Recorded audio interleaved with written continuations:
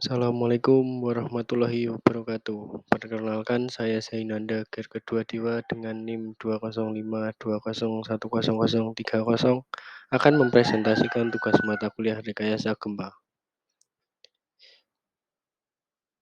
Di sini saya akan membahas 1.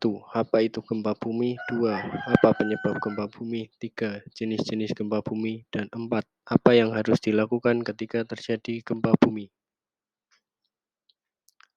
Definisi gempa bumi. Gempa bumi adalah getaran asli dari dalam bumi, bersumber di dalam bumi yang kemudian merambat ke permukaan bumi akibat rekahan bumi pecah dan bergeser dengan keras. Berikut ini penyebab gempa bumi. 1. Tekanan dan gesekan antara lempeng tektonik meningkat hingga titik di mana batuan yang terdapat di bawah permukaan bumi tidak dapat lagi menahan tekanan tersebut, sehingga terjadi patahan atau retakan pada batuan tersebut. 2. Tekanan magma di dalam bumi meningkat, sehingga terjadi pembuangan magma ke permukaan bumi melalui retakan-retakan yang terjadi pada batuan di bawah permukaan bumi. 3.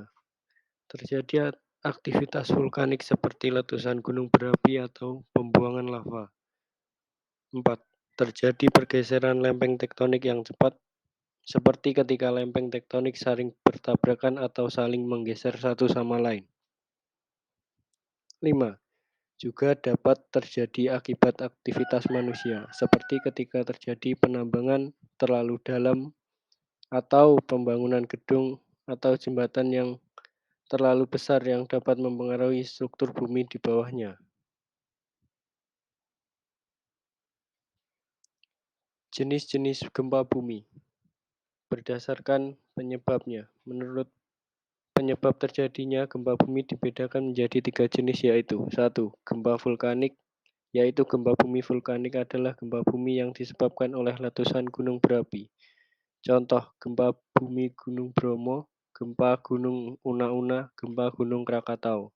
2. Gempa tektonik merupakan gempa bumi yang terjadi karena pergeseran lapisan kulit bumi akibat lepasnya energi di zona penunjaman. Gempa bumi tektonik memiliki kekuatan yang cukup dahsyat. Contoh, gempa Aceh, Bengkulu, dan Pangandaran. 3. Gempa runtuhan atau terban. Gempa runtuhan atau terban adalah gempa bumi yang disebabkan oleh tanah longsor, gua-gua yang runtuh, dan sejenisnya. Tipe gempa seperti ini hanya berdampak kecil dan wilayahnya sempit.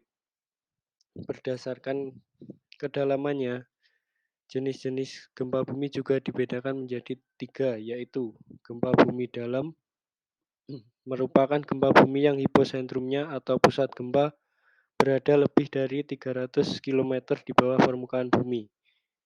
Gempa bumi dalam umumnya tidak terlalu berbahaya. Gempa bumi menengah. Gempa bumi menengah adalah gempa bumi yang hiposentrumnya berada antara 60 km sampai 300 km di bawah permukaan bumi. Gempa bumi menengah pada umumnya menimbulkan kerusakan ringan dan getarannya lebih terasa. Gempa bumi dangkal merupakan gempa bumi yang hiposentrumnya berada kurang dari 60 km dari permukaan bumi. Gempa bumi ini biasanya menimbulkan kerusakan yang besar.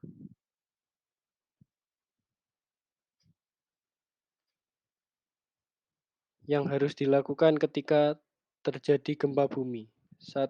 Saat di dalam rumah, segera berlindung di bawah meja atau kursi yang kokoh atau di balik dinding yang kokoh. Hindari berdiri di dekat jendela atau meja yang lebar, karena benda-benda tersebut dapat jatuh dan menimbulkan luka. 2. Saat di luar rumah, segera berjalan ke tempat yang terbuka dan hindari berdiri di dekat bangunan tinggi atau pohon tinggi. 3.